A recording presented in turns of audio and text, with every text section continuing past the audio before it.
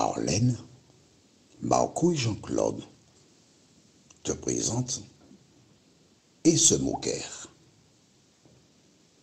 La référence se trouve dans 2 Rois chapitre 2, les versets 23 et 24. 2 Rois chapitre 2, les versets 23 et 24. Juste avant, prions. Notre Seigneur et notre Dieu, merci pour la parole. Merci pour le bonheur de te connaître et de découvrir la vérité. Un grand nombre de personnes imaginent qu'il suffit de croire au Seigneur Jésus et puis on est sauvé. Mais nous découvrons qu'en dehors de cela, nous avons une vie qui doit être conforme à la parole de Dieu. Alors cet esprit continue de nous éclairer et de nous conduire dans la vérité, nous t'en prions. Au nom de Jésus et pour ta gloire éternelle. Amen. Nous retournons au livre de Colossiens chapitre 3, les versets 20 et 21. Enfants, obéissez en toutes choses à vos parents, en toutes choses, car cela est agréable dans le Seigneur. Enfants, obéissez. Mon père avait un certain âge, j'étais marié, j'ai 3 enfants, et quand il échangeait avec moi, il me disait, mon petit garçon, je dis, mais papa, je suis un adulte, je suis marié, j'ai 3 enfants, tu m'appelles mon petit garçon. Il s'est mis à rire. Et il m'a dit, tu sais, quel que soit l'âge que tu auras, tu seras toujours mon petit garçon. Je ne lui ai pas dit ça 2 fois. J'ai compris. J'ai compris dans sa tête. Oui, dans sa tête. Il a permis que je vienne au monde. Il a fait des sacrifices pour me permettre d'évoluer. Il a marché avec une seule paire de chaussures. Parfois un seul costume déchiré qu'il a dû repriser pour son petit garçon. Pour que le petit garçon arrive à un certain niveau. Pour que le petit garçon obtienne ce que lui, il n'a pas eu quand il était enfant. Mais oui, beaucoup d'enfants aujourd'hui se plaignent parce qu'ils n'ont pas ceci, n'ont pas cela. Mais ils ignorent que leurs parents n'ont pas eu ce qu'ils ont aujourd'hui. Alors, la Bible dit, obéissez en toutes choses à vos parents, car cela est agréable dans le Seigneur. Le verset 21, Père, n'irritez pas vos enfants de peur qu'ils ne se découragent. Voilà. Rappelle-toi, quand tu étais à l'école et tu avais un devoir, surtout en écriture, j'aime beaucoup ça parce que je n'ai pas oublié. Et je dis ça souvent, hein. Lorsque la maîtresse avait fait un A entre les 2 lignes, tu as vu une adulte, elle fait un A, ça n'a rien à voir avec toi. Hein.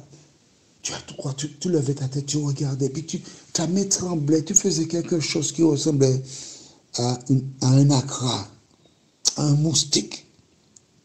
Et qu'est-ce qu'elle mettait sur le cahier pour toi? Parce que tu vas essayer de faire. Très bien, 10 sur 10. Et lorsque tu voyais, tu me dis, ah, j'ai 10, aïe, aïe, aïe, j'ai 10. Et toi, tu as combien? Tu as 8, à moi-même, j'ai 10. Et, ah, tu étais content. Par ce procédé, elle t'encourageait. Quel que soit ce que ton enfant fait, dès qu'il a essayé, il faut lui dire, c'est bien chéri. Alors, qu'est-ce que tu pourrais faire pour améliorer, pour que ce soit encore meilleur? Tu l'encourages. Mais tu ne vas pas dire, tu n'as pas vu que ce que tu as vu là, ce n'est pas bon alors. Tu ne sais rien faire. Tu es incapable. Ne fais pas ça. Ne fais pas cela. Il faut encourager l'enfant. C'est comme un homme, il avait un enfant, un petit garçon. Et on imposait à l'enfant de laver ses sous-vêtements. Et c'est très bien. Ah oui, je profite. Les dames là qui prennent les slips de leur fille et mettent de la machine à laver, non, ça c'est une mauvaise habitude. Apprends à l'enfant à prendre son slip, à laver à la main. Et le père disait à son fils, en regardant le caleçon qu'il portait parfois 2-3 jours, maman, ton caleçon ressemble à une layette de cochon. Il ne faut pas dire ça aux enfants. Il ne faut pas blesser leur petit cœur. Comment veux-tu que l'enfant t'honore demain si tu te comportes ainsi à son endroit? Pensez, d'accord? Écoute, je ne suis pas là pour te jeter la pierre. Ce que tu as déjà fait, c'est fait. Ok? On ne revient pas dessus. Je ne cherche pas à te culpabiliser. Je suis en train d'échanger avec toi afin que tu comprennes ce que Dieu attend de toi. Il t'a dit, parents, n'irritez pas vos enfants. D'accord? Même si tu as été victime, essaie de trouver une solution. Avant de lire le texte du jour, mon père, il a été aveugle parce que suite à une cataracte, on a crevé l'œil et l'autre est mort. Et quand j'allais le voir, nous échangions. Et il me disait ce qu'il fallait faire et ce qu'il ne fallait pas faire. Il m'a appris à aimer les gens, c'est pourquoi je t'aime. Un jour, il m'a dit qu'il avait quelque part dans un lieu. Il a observé qu'il y a un homme qui maltraitait son enfant.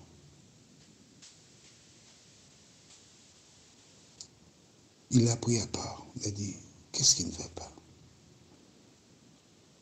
À plusieurs reprises, j'ai noté que tu malmènes.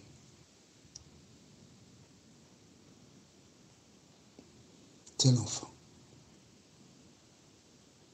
Pourquoi fais-tu cela? Et sous l'influence du Saint-Esprit, l'homme lui a dit,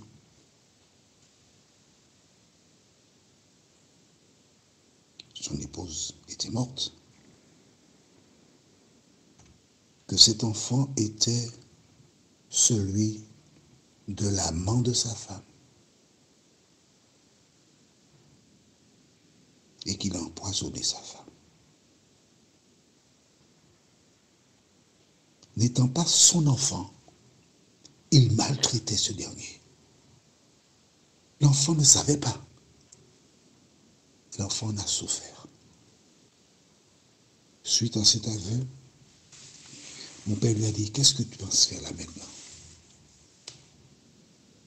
Prépare ta valise, on va voir les gendarmes. Il a été voir les gendarmes, il a été incarcéré. Il a fait des années de prison, mon père l'a visité régulièrement.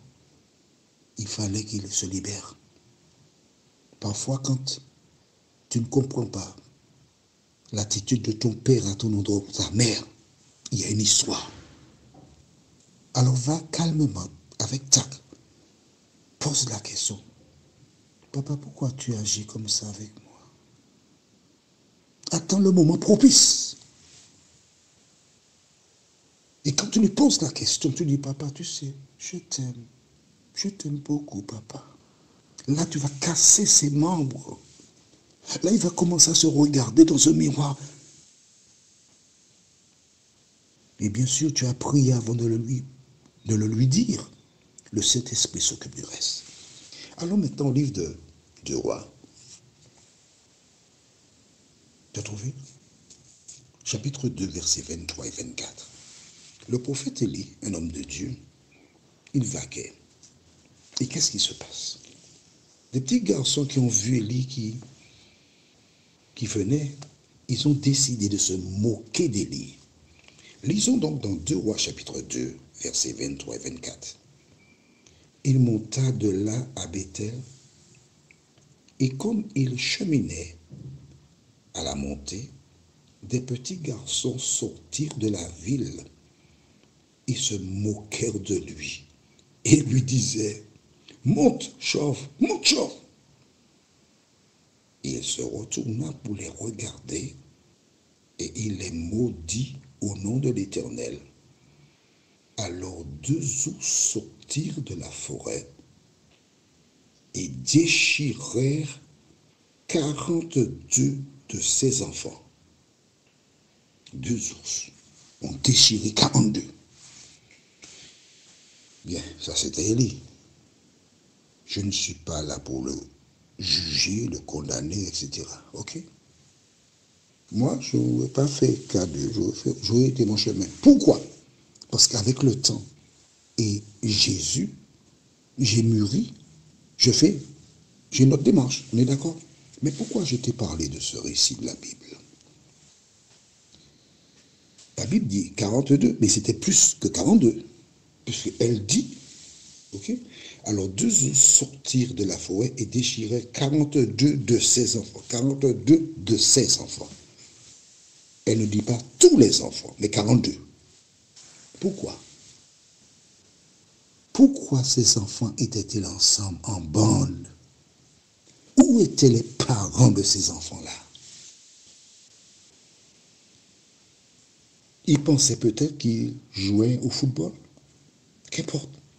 Quel que soit le lieu où tes enfants se trouvent, il est dans ton intérêt d'être près de l'enfant. Ne livre pas tes enfants à des étrangers. Je me rappelle quand j'étais aux Antilles, il y avait une équipe de football à la Martinique. Et l'entraîneur, il aimait les petits garçons. C'était un homme, il aimait les petits garçons. Et il a initié plusieurs, il a dégusté plusieurs. Et quand les parents te disaient, on ne pensait pas. On ne pensait pas. Tu es responsable de tes enfants. Quel que soit le lieu où ton enfant se rend, tu dois être là.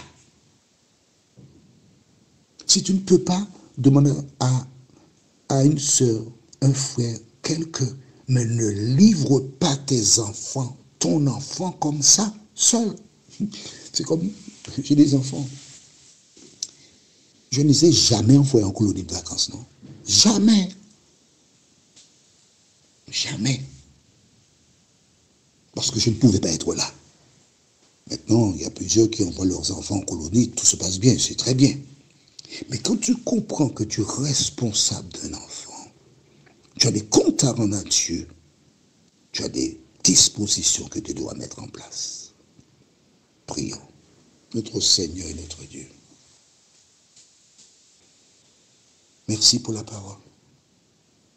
C'est bien parce que j'ai lu la parole que j'ai compris que je ne peux pas laisser mes enfants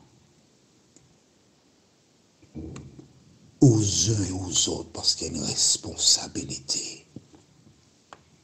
Seigneur, lorsque nous lisons la Bible, nous comprenons et nous savons ce que nous avons à faire. C'est pourquoi, une fois de plus, je dis à toutes celles et ceux qui écoutent les audios, lisez la Bible.